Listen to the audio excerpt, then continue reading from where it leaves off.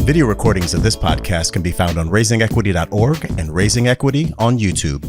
Hey folks, welcome to Raising Equity. I'm Dr. Kira Banks, and in today's diversity download, I want to help you out. Don't make this mistake for Black History Month. Actually, don't make this mistake at all. Don't have your programming, right, that you choose for Black History Month be completely disconnected from what's happening every other day, every other month in your company. It sets you up. It sets you up actually for people to be more frustrated with your work, to not believe you, to believe you're only doing it because it's Black History Month and that it's a symbolic gesture only. If you want them to believe you as an organization, you've got to do the work day in, day out. And this actually came from a client call that I had today. I had a Black History Month training actually scheduled with an organization. And one of the folks from leadership really actually apologetically was like, Dr. Banks, can we talk for a few minutes? I want to think through something with you. And I said, sure, of course. They gave a call. We talked for like 15 minutes and it was an important call. They realized that as an organization, they had not really done the work they needed to do. And that if they had me come give a talk, which they knew what I would talk about in terms of an equity mindset and what's required of an organization and the work that goes into that, that it actually might do more harm than good. And they were apologetic, like, don't be offended. I really value you, but I don't know that we should do this. And I said, oh no, you're not offending me. Like, I appreciate you, your leadership and your willingness to be reflective. Like, thank you. Thank you for not wasting my time. Thank you, because I don't like to come into organizations and just talk and then not have any action come from it. I really do work to plant seeds that people can use beyond me being there, right? I actually don't have the bandwidth at this moment to take on clients in an in-depth consulting sort of way, but I've developed like a 101, 201, 301 arc of learning that can help people understand the foundational concepts and skills, understand what they need to do as individuals to step into developing the equity mindset and this work, and then what it means to put it into action. But that requires they have to do some action and work in between, right? And this client was honest that they hadn't done the work to support bringing me back. And so I say all this to say, for your Black History Month program, make sure that whatever you're doing is connected to something that's already happening in the organization or that's coming, right? So you don't want to bring a speaker or have a program that someone in your organization will come to and say, oh, well, like, but that would never happen here. Or like, this person is saying things that couldn't exist in this space. If they are pushing the envelope and challenging you, which is great, you need to think about as a leader, what do you need to do leading up to that event to prepare people, maybe to prepare their ears to hear what's being said, to start to kind of plant some seeds so that they're more ready to take on what's being said and the challenge that's being put out to them. And then what comes after, right? Like maybe you do something like a lunch and learn a few weeks later that like extends their learning based on what they heard. Or maybe there's a email that goes out to say, hey, remember one of our programs said X, Y, and Z. How's that been going? What have you done? Share your successes, share what's been difficult, and figure out a way to have that program not just live in that month, but to extend beyond that month. Because I actually tell organizations they should think about it like they almost have to earn their right to have programming in the different heritage months, right? Because it should be a both and. That if you're going to throw out the red carpet for events in Black History Month, that's great. And that shouldn't be the only time that you're talking about Black folks, right? That shouldn't be the only time you're talking about racism or anti-Blackness. It should be throughout the year.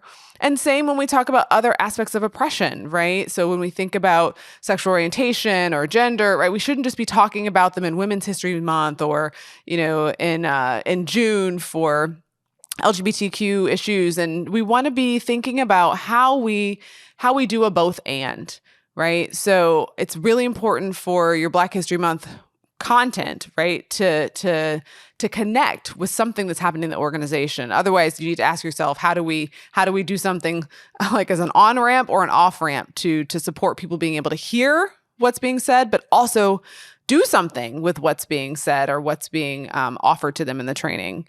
And then the other thing I'd say is be careful. I've seen other organizations have an event in Black History Month, and they make it like a watered down diversity event, that it's not actually about Black history, that it's about just like racism in general. And that also can be offensive in the sense that, like, okay, you had a Black History Month event, but you didn't really explicitly talk about maybe Black people in your organization or the history of your company and Black folks, or maybe even acknowledging some ways in which it's been participated in anti-Blackness and the ways that they've course corrected. Like, something needs to be linked and connected to Black History Month. And the reason I say that is if it comes off as just like a watered down diversity event, that also can be read as offensive, as like, oh wait, you just totally stepped over the fact that this is Black History Month and did this generic event. So again, that both and approach is, if you're doing events throughout the year that highlight different aspects of diversity, different intersections of identity, right? Maybe you do have an event that is more broadly talking about diversity or oppression in Black History Month. But again, you maybe have earned the right to do that because your organization, people in your organization know that you don't shy away from talking explicitly about Black history or explicitly about anti-Black racism.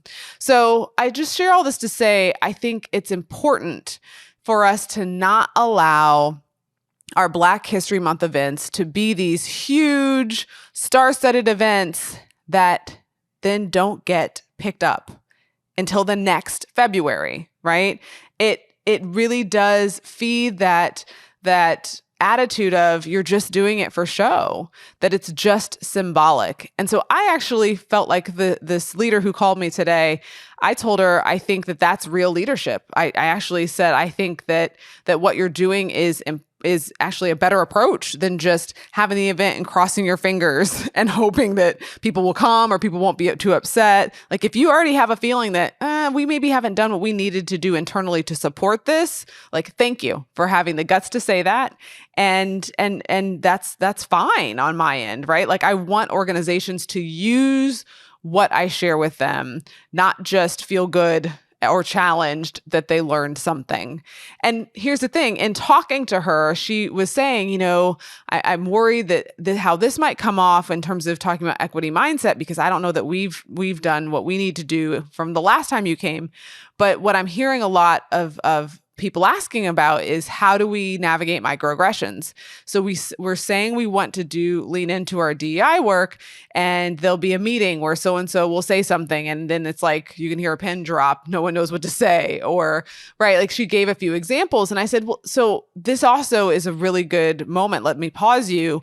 You're not only realizing and reading the room that this one approach might not be the way to go, but what people are asking for is some support around microaggressions. So let's talk about that. I have a training we can do around microaggressions. We could start with leadership maybe, and then, build out so that you can start to model what it looks like. Because I think sometimes people assume, oh, we know about microaggressions, but that doesn't mean that we know how to address them in real time. That doesn't mean we know how to be humble enough to hear the feedback and how we might course correct if we're the ones who are perpetrators of it.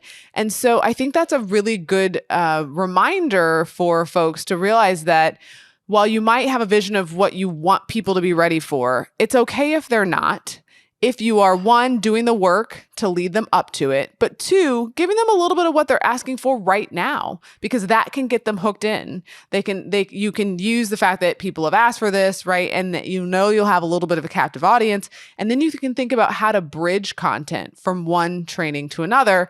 But the important thing is that work that happens in between trainings, right? So just to have the training and not put anything into action will again feed that mentality of like, oh, training after training, what are we doing? What are we doing with it? So just wanted to share those thoughts with you from this client call, because I actually think that there might be some other folks that could use hearing this, right? So for your Black History Month programming, for the work around DEI in general, right? One, make sure it connects to the larger work that's happening in the organization and think about how you on-ramp and off-ramp.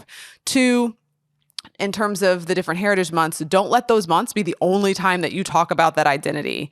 Think about how you can do a both and. Yes, honor that it is that month, especially around as we're going into Black History Month. Like, don't not talk about it, but what are you doing throughout the year, right? And then 2, this relates to, or 3, which relates to 2, don't let it get swallowed up and have it just be a watered down diversity event. Do explicitly name and acknowledge whatever that identity group is that you're honoring that month. Don't shy away from being explicit about that.